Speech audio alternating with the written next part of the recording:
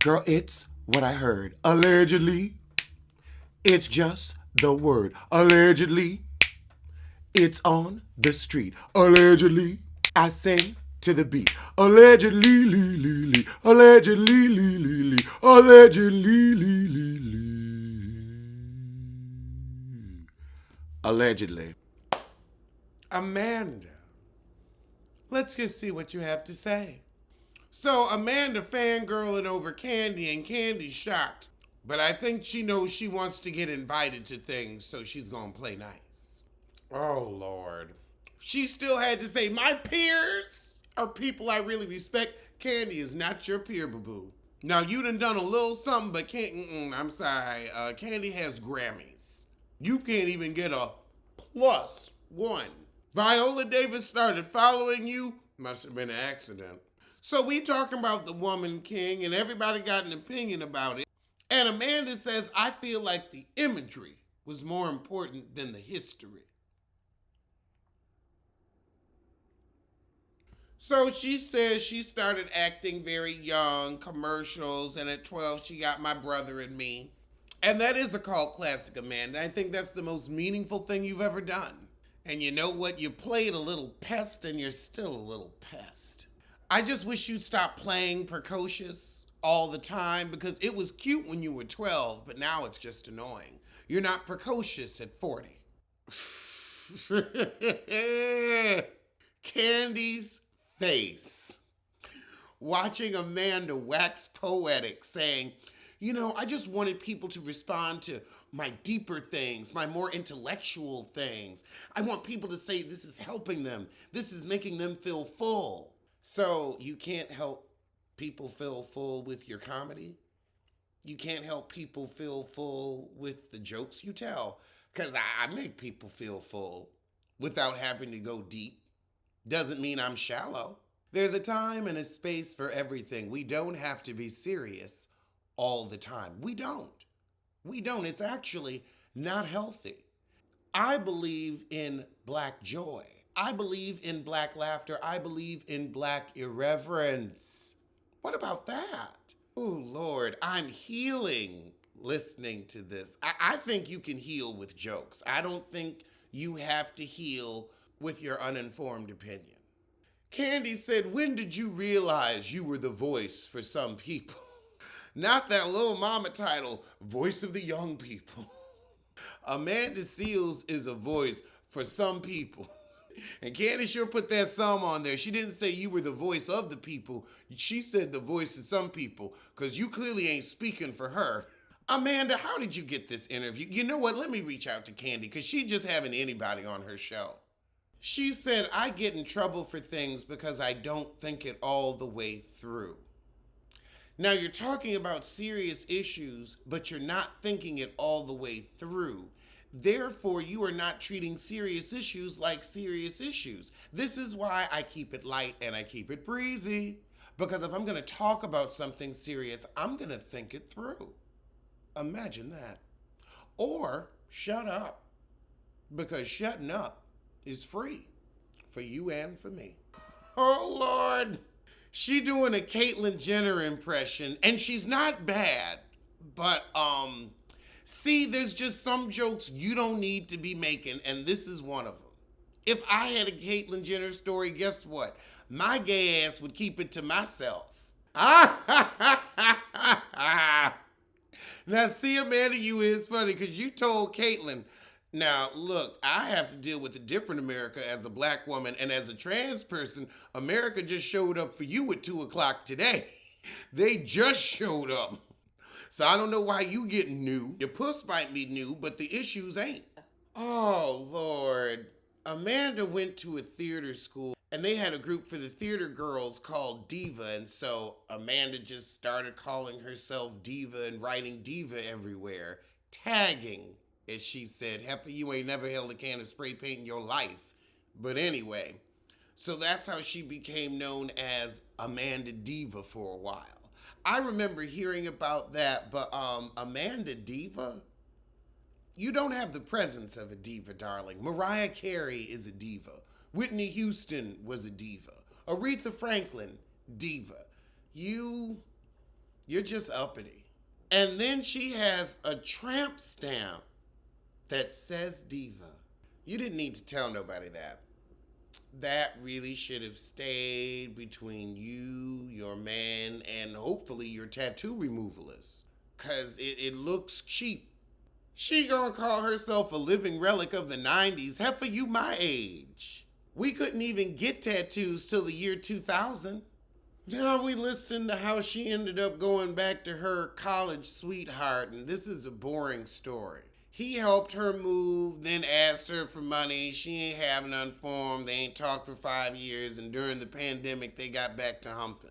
All right, let's get to the mess. Kandi says we gonna play a game called Change of Heart or Stick with How I Feel, addressing Amanda's scandals in the blogs over the years. The first question up is, would you deal with being left off the real finale episode any differently? And she said it's because the white lady in charge has it out against her, which could be possible.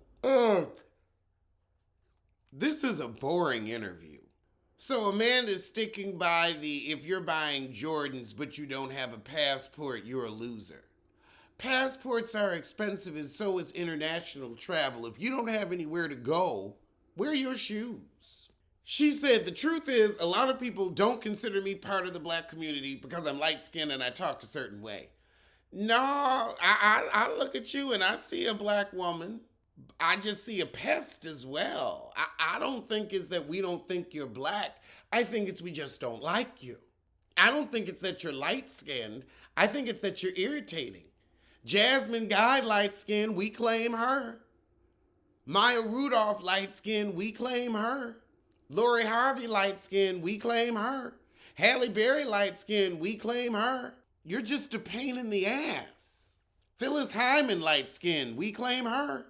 Ella Fitzgerald, light-skinned, we claim her. Tracy Ellis Ross, light-skinned, we claim her. We just don't like you. You funky. You funky and you uppity. And again, you don't take serious issues seriously. You said it yourself. Amanda said, if I talk like this, I would be a part of the black community. So you're saying because you don't speak vernacular that we as a community are so ignorant we cannot recognize you. This is why no one likes you. What black community are you talking about? Everybody on the live know you black.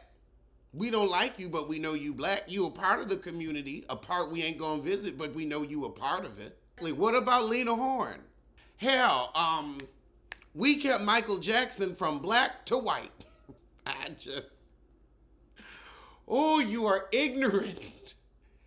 Because you talk like this, you be a part of the black community. I'm part of the black community, and I talk in many accents. I mean, I know a whole bunch of black people that talk in many accents. What about Jamaican people? What about Africans that speak with a British accent?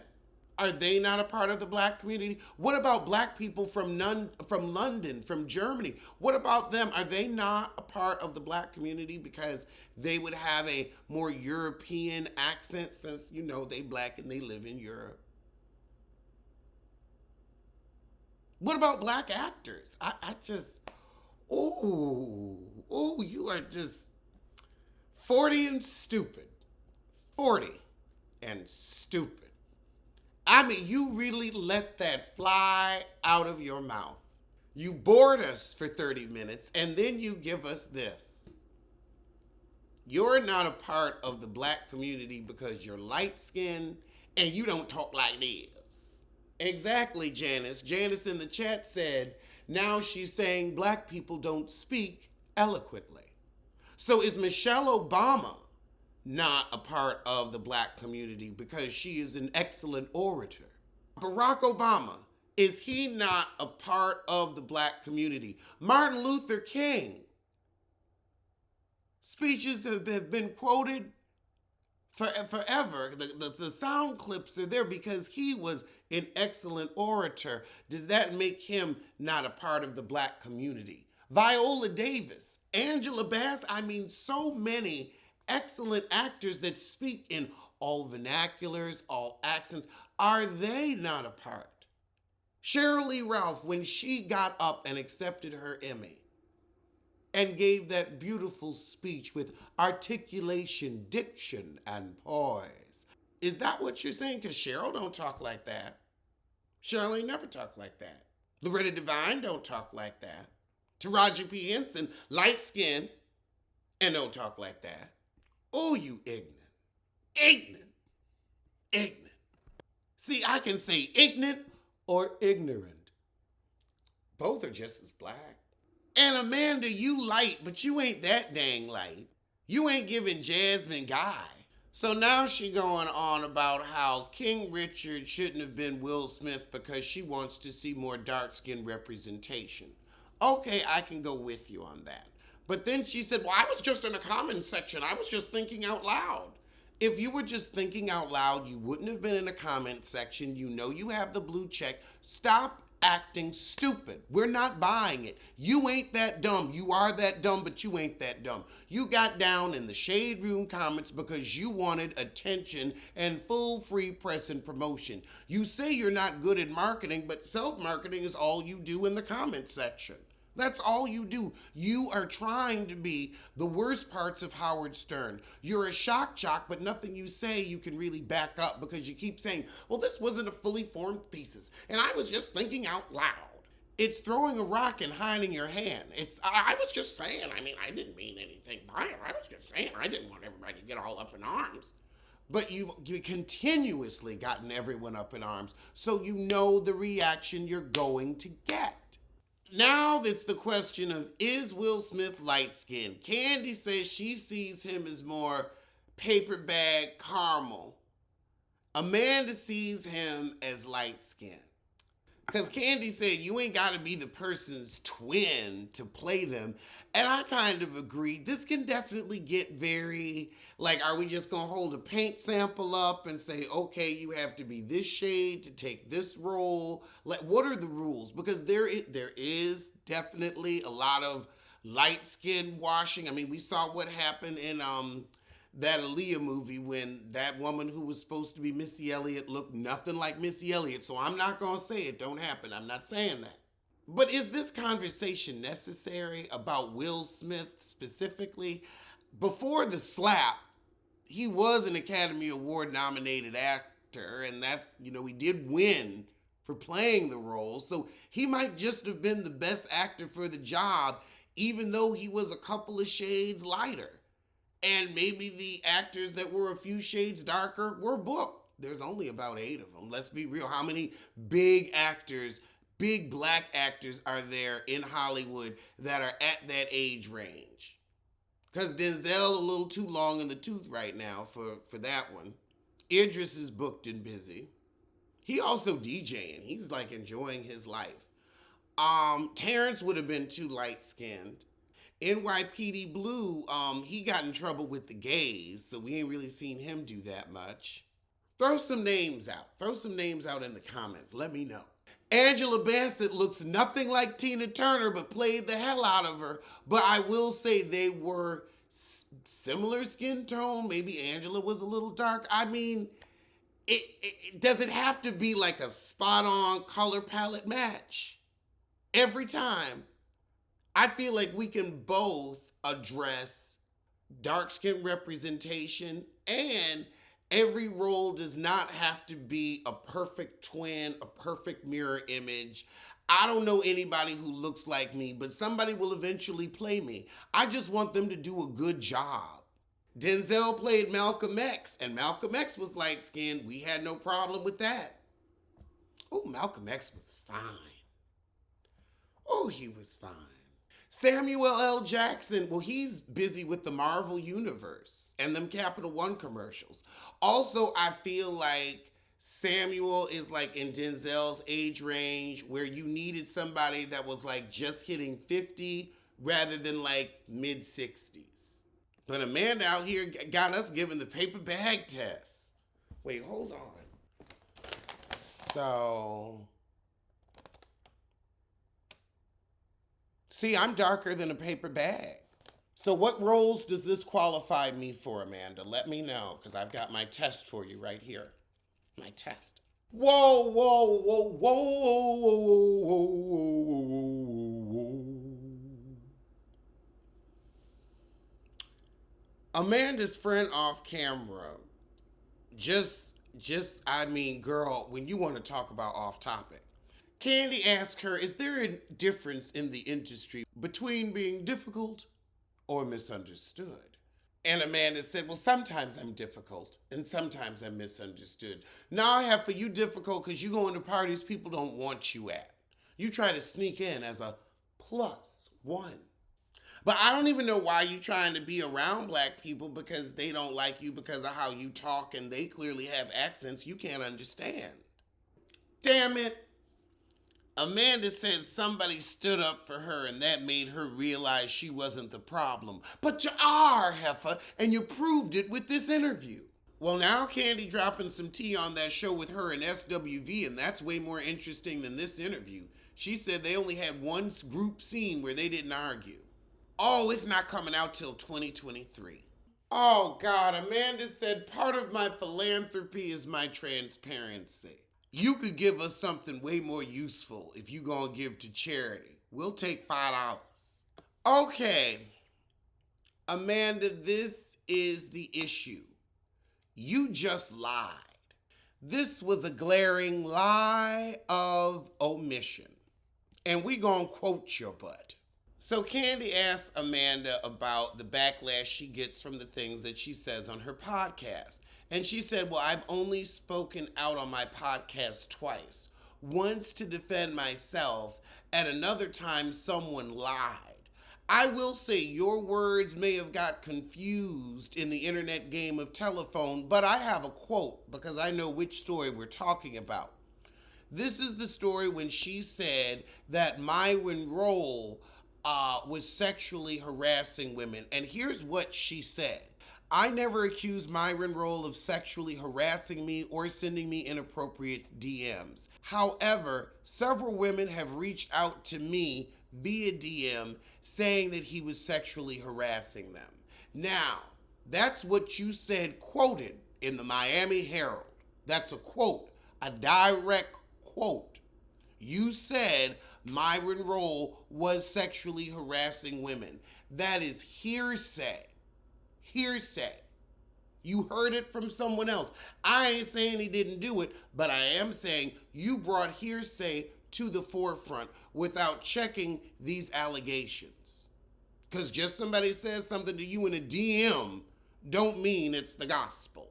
And why would these people reach out to you? You, a C-list celebrity, someone who's not known for their advocacy work. I just feel of all the people they would reach out to, I don't know if I would reach out to a you. If I was going to reach out to a you, it would be to plan a story from someone who'll go off half-cocked with no evidence. As you did. Then it turned into, oh, you're accusing this man of more than that. Well, if you hadn't put accusations out that had nothing to do with you, nor that you knew were solid, because these women were not your friends, these were just people in your DMs, you don't even know if they were women behind those accounts. But you know, you get a DM, oops, it's the truth. It's the truth. I'm a DM you and tell you you owe me $5,000 and you better pay me because it's the truth. It was in your DMs. But all of a sudden it's, I never said this. And you said, I never said I was harassed. You omitted that you said he did harass. You didn't fess up to saying, I did say he harassed. You just said, I didn't say he harassed me. That's what you literally just said. But you omitted the part about, no, I did say he harassed women. I heard it through my DMs. You forget that. That was quoted from you directly in the Miami Herald. But you didn't mention that here. Why not? Why not? The heifer said there's no video, there's no quote. I found the quote on the Miami Herald in 2 seconds. Oh, Lord, well, that's 58 minutes I ain't getting back. You haven't grown. You're still insufferable. You're still ignorant. You're still insecure. That's the thing. People on Insecure, they were playing Insecure. You were just playing yourself. Alleged what? Alleged who? Allegedly, allegedly. Don't blame, don't sue. Allegedly, allegedly, allegedly.